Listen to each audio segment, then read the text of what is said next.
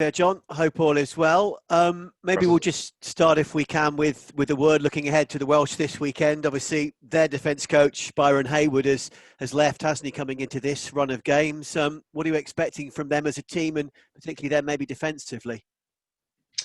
Yeah. Wales are always a tough opponent.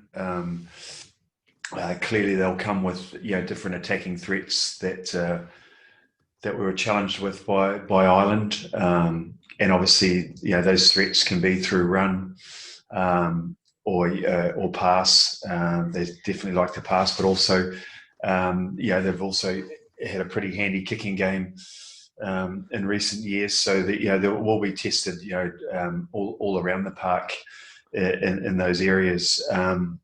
What they do from a defensive point of view, I'm not sure.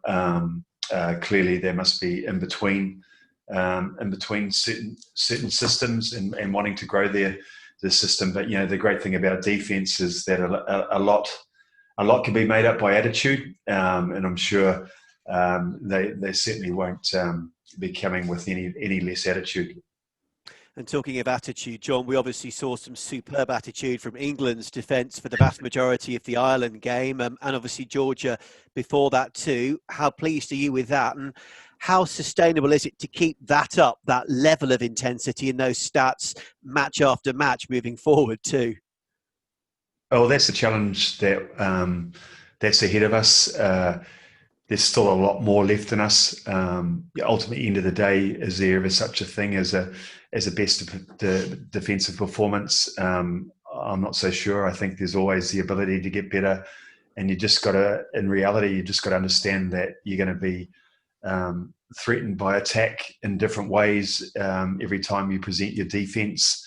So you just have to be ready for anything that's thrown at us. And the one thing in defense is that you can't defend for it all sometimes, So, but the guys, take their defense very personally.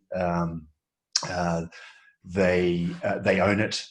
They drive each other, and they'll want to get better. So, there's still a lot more left in us yet, and that's the exciting thing about how far we can go with it. Just a quick word, if we can, on the additions back to the squad after injury. You know that Anthony Watson and Luke Cowan-Dickie are both fighting for a place in the matchday squad. Good news there? Yeah, it's always a tough call. You've got young, enthusiastic players that have been working really hard and creating really healthy competition at training, improving their own games, and then obviously you've got experienced players who are fit again. That's always the challenge, but ultimately, as a result of injuries and those sorts of things, we get the best of both worlds, because we've developed some younger players, and then we create competition for experienced players, and we create depth as a result of that. And just finally from me, England have obviously had a largely good record against Wales recently, but their last two defeats at the Principality Stadium, this one being behind closed doors and being at the Parky Scarlets. What kind of differences are you expecting, and what have you kind of been working toward in the week with that in mind?